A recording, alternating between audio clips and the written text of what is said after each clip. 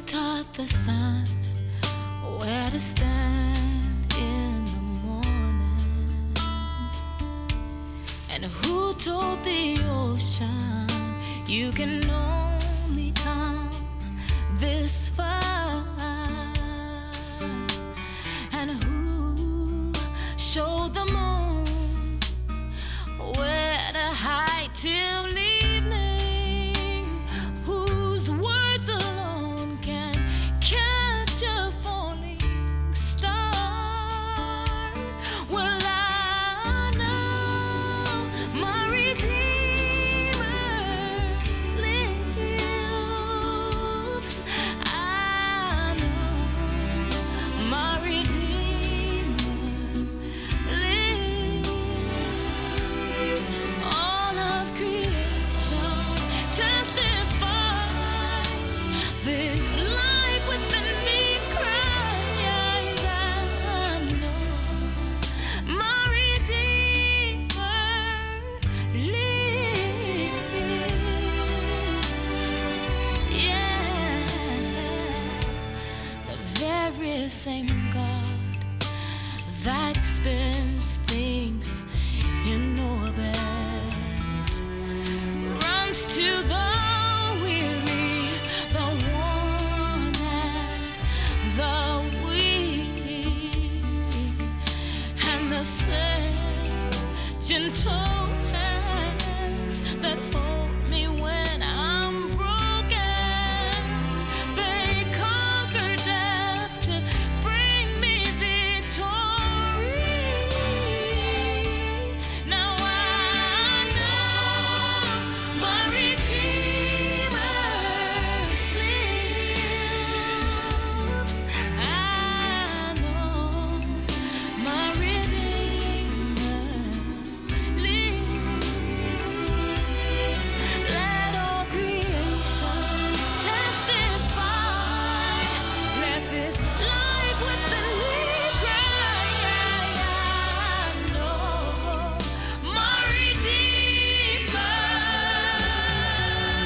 He lives to take away my shame, and He lives forever. I'll proclaim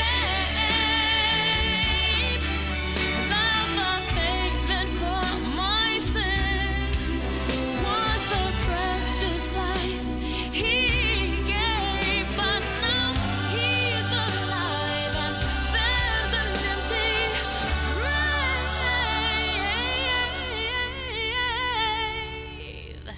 And I know my Redeemer lives. I know my Redeemer lives. Let all creation testify. Let this life within me cry. I know my Redeemer. I know my Redeemer. I know my Redeemer lives. I know my Redeemer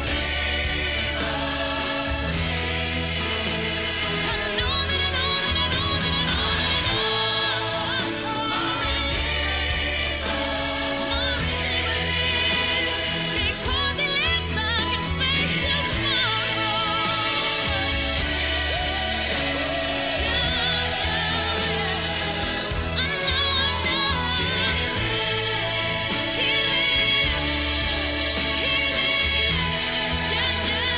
I spoke with Him this morning,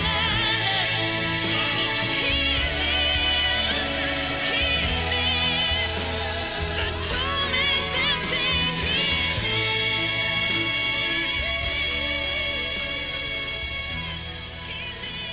I've gotta tell everybody.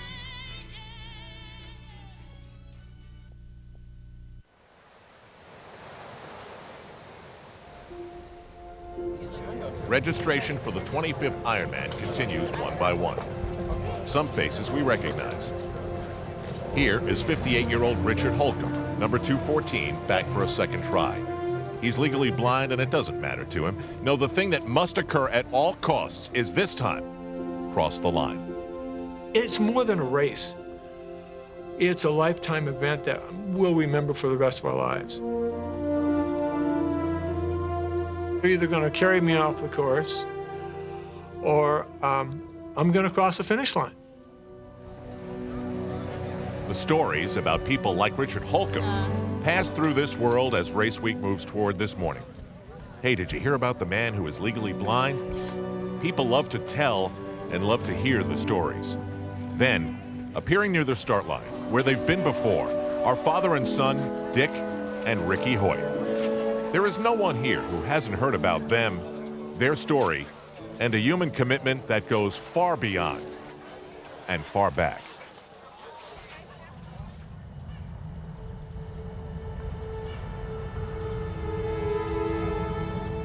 January 10th, 1962. We knew there was something wrong, but we did not know exactly what.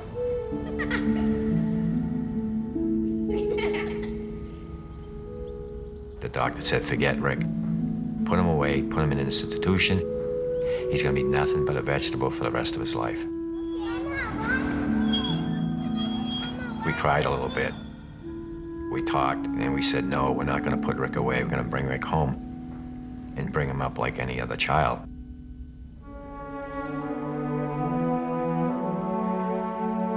We knew Rick was smart. We could tell by looking in his eyes. And when we talked to him, he was paying attention to what we were saying. So we wanted to get a computer built so Rick could communicate with us. Everybody came to our house that night for Rick to say his first words, and everybody was betting, what is the first words Rick is ever gonna say? And his mom saying, it's gonna be, hi, Mom, and me, the dad, saying, no, it's gonna be, hi, Dad. Well, the Boston Bruins were going for the Stanley Cup, and the very first words Rick ever said was, go Bruins. Dick is a military man, so he knows a thing or two about commitment. This time, he's just months removed from a heart attack. This gift that he gives to his son, or is it the other way around? Either way, it all started when Rick heard about a charity run for a paralyzed athlete. He asked Dad, and Dad said yes.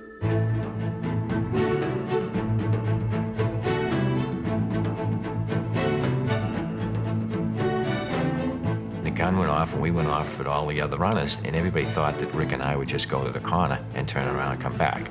Well, we didn't. We finished the whole 5 miles, coming in next to last, but not last. And when we got home that night, Rick wrote on his computer, Dad, when I'm running, it feels like my disability disappears. So that was a very powerful message to me, that we finally found a sport that Rick could get involved in just like everybody else.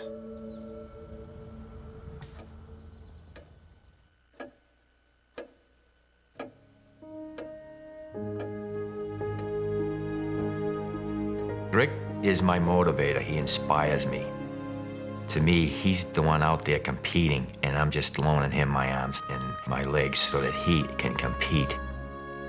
There's just something that gets into me when I'm out there competing with Rick that I can't explain it, and we're able to go faster. And it's just an unbelievable feeling.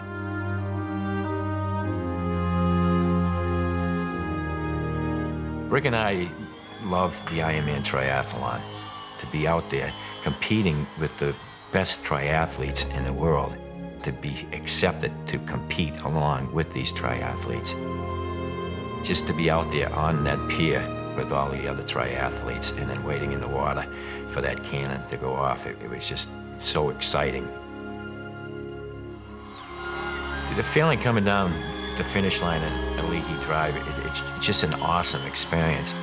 With the crowd there, all the excitement, the noise, and the announcers announcing, all that, your adrenaline just gets flowing.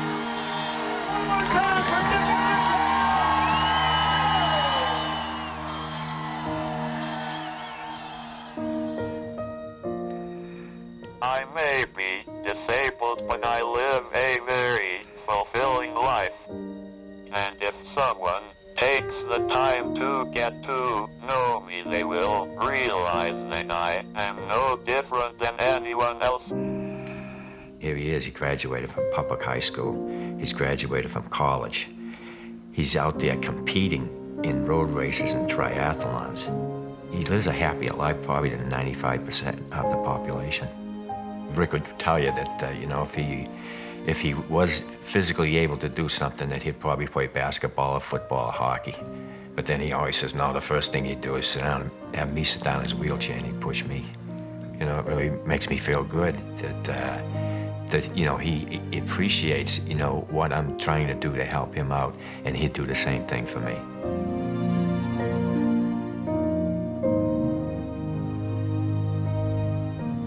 Our message is, yes, you can. You can do anything you want to do as long as you make up your mind. You can do it.